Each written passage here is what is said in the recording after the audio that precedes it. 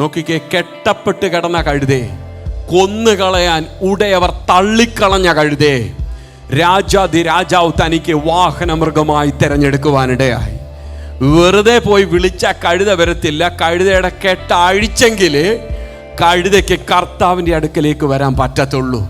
കെട്ടഴിക്കണമെങ്കിൽ നിയോഗം പ്രാപിച്ച ചിലർ അവിടെ കടന്നു ചെല്ലണം. നിയോഗം പ്രാപിച്ച ചിലർ എഴുന്നേറ്റേ പറ്റത്തുള്ളൂ. ദൈവകൃപ പ്രാപിച്ച ചിലതിനെ പരിശുദ്ധാത്മാവ് നോക്കിക്കൊണ്ടിരിക്കുകയാ.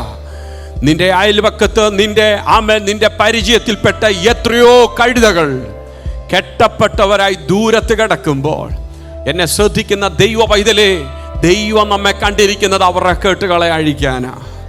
അമേൻ. കാരണം ഈ കഴുതയെ മരണത്തിനു വേണ്ടി ഏൽപ്പിക്കപ്പെടേണ്ടതല്ല, കർത്താവിനു വേണ്ടി ഒരുക്കപ്പെടേണ്ടതാ. ജനിച്ച സാഹചര്യത്തില് പാപിയായി ജനിച്ചു പാപിയായി മരിക്കേണ്ട വ്യക്തിയല്ല.